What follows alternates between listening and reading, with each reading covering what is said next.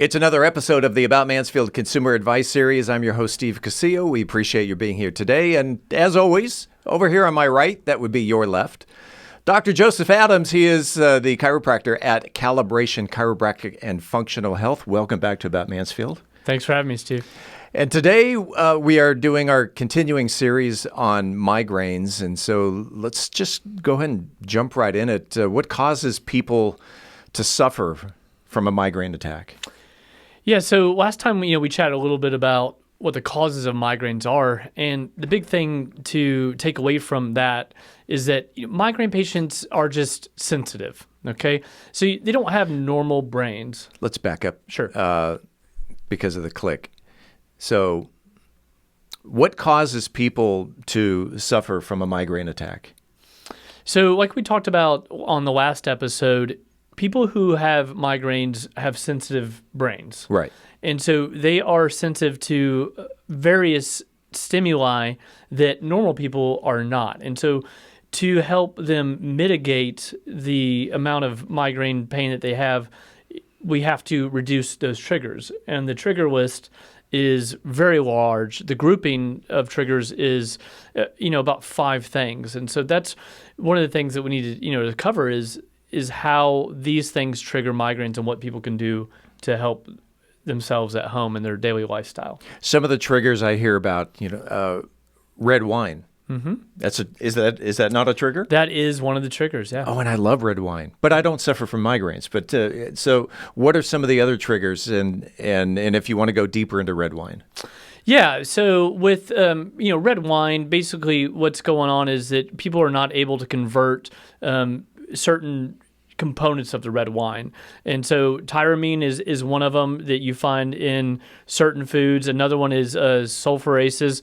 And, those tyramine and sulfurases that are in certain foods, not only just, red wine, but aged cheeses and citrus fruits also produce a histamine reaction in the body.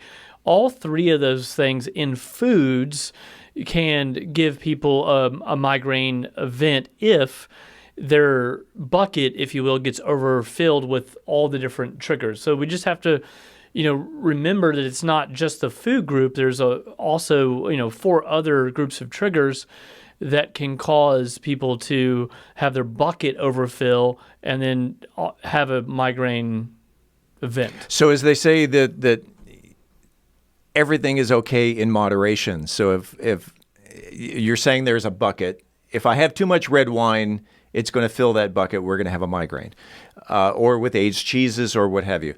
Can I have a little bit of red wine, and it may not? Let's just. You're shaking your head. Yes. Yeah. So that's actually a really fine point here because everybody is different, and that's really what makes treating migraines so challenging. Is that if you have, let's say, low other triggers, so your structure is healthy. And you have no hormonal issues, you have little to no stress, you have no neurologic issues, and it just happens to be that food is your triggering group, then for you, having a little bit of red wine may not trigger anything. Yeah. But if we flip that coin and we have somebody that has, issues with their neck, they've got, hormone issues, they're under a massive amount of stress, they have neurologic problems, then that person, even the smallest amount of, wine, aged cheese, aged meats, citrus fruits could cause a migraine. So on if your bucket is full at 100%, your physical stature also plays into it. So there's a percentage of your bucket. Your diet plays into it. There's a percentage of the bucket. Correct. So if you are in great health, your bucket may be 10%.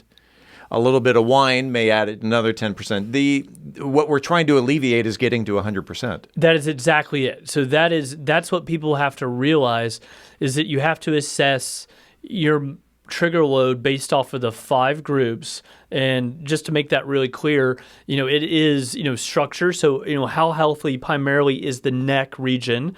And there are studies that show that the more degeneration you have in your neck, the higher migraine load you'll have if you're a migrainer. So for some people that come into my office and I, do a history with them, from the history I can already tell maybe this neck problem, degeneration in an older, patient is the bigger factor in triggering their migraines because they don't have maybe some of the other ones. And the other one would be hormones, right? So hormones is really big because unfortunately migraines really only affect females. And females have a more complicated hormonal system than males do. And so you have to, sit with that person and discuss their hormonal health. And so some of the things that can be going on with hormones that really affect people is, are their DHA levels low? Are their estrogen progesterone ratios off? Are their melatonin levels off? Is the cortisol levels off? And so you have to, look into hormones as well. And then, the food that we've been talking about a good amount already is another one. And that food list is huge. Yeah. It's huge. But the thing is, I've noticed over the years, most people are so focused on eliminating triggers. What they usually miss is keeping their blood sugar steady throughout the day. Okay. So snacking throughout the day instead of having big meals, breakfast, lunch, and dinner. So it could technically be done either way. It really kind of depends on the person. But the key takeaway here is that you cannot skip meals. Mm-hmm. And if you are somebody who has a low blood sugar, and that is best assessed with a blood test, let's say if you go in for a fasting glucose level and you are always just a little below 100, then you may be a little bit more of a hypoglycemic type of person. And if you're a hypoglycemic type of person, then you absolutely cannot skip meals, and then you probably need to be having snacks every 2 hours that are high in healthy fats and or protein. Give me an example of a healthy fat. My favorite one would be a cashew. Oh, okay. So pretty much all of your nut groups are going to be the best way to get healthy fats and protein out of a snack. Just no peanuts, because peanuts are not a nut. Oh. They're a legume. That's what I was going to say. Or in French, a légume. That's right. Peanuts are not. And so nuts and cashews are wonderful. And so I keep hearing about the 5 triggers. Have we gone through all 5? There's one more, and this is the one that is missed the most, and that's the neurologic aspect of it. And so a lot of migraine patients have subtle neurologic deficits. And what I mean by that is they're not ones that are going to be pathologic. So if you go to a neurologist, they're not going to be looking for or not finding pathology in you. But the way that we practice, we're looking for subtle deficits that would not be classified as pathologic. And some of those examples are balance issues. So a lot of migraine patients have really bad balance. And so one of the ways you could just test this is just stand with your feet together, arms out in front of you, and close your eyes. If you have a lot of sway in that standing position, then maybe you have a balance problem. And that's one of those neurologic deficits that is triggering your migraines. Another one is eye movements. So just to be clear, we look at people's eye movements, which is more of a motor control of vision, right, and the coordination of 2 eyeballs that have 6 muscles attached to each of them so that your eyes can sync up on a target at all times and be accurate. A lot of migraine patients have issues with this. So one eye maybe doesn't come in at the same rate as the other eye. Does strengthening the 6 muscles in the eye, does that help? Again, wow.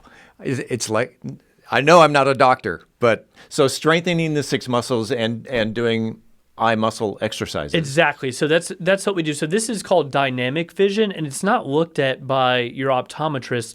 The only specialties that really look at this is neurooptometry, and there's not many neurooptometrists. In the Dallas area, I think we have maybe 4, and to get into one of these guys is pretty hard because there's high demand.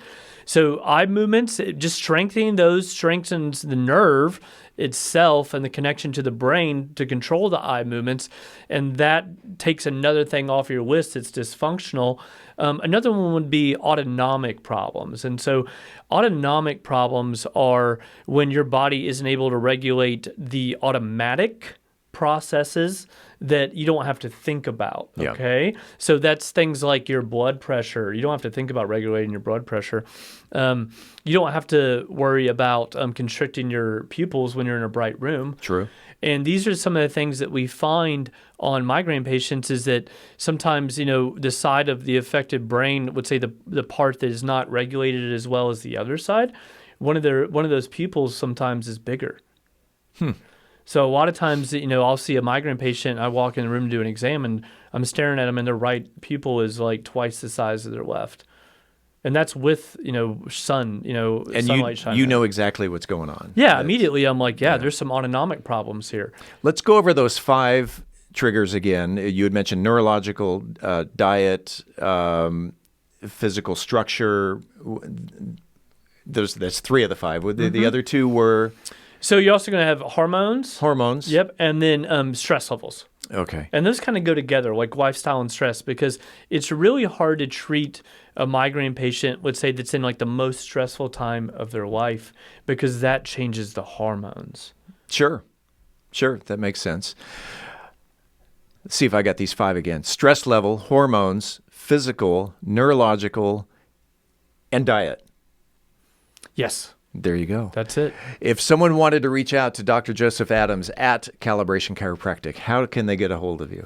Yeah, we're pretty easy to find. You can just do a Google search for Calibration Chiropractic and Functional Health. We're on all social platforms, so it's pretty easy to get a hold of us, and we are right here in downtown Mansfield.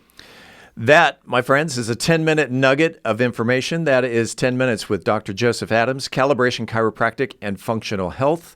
Dr. Joe, appreciate you being here, and we'll see you again next week. All right, buddy.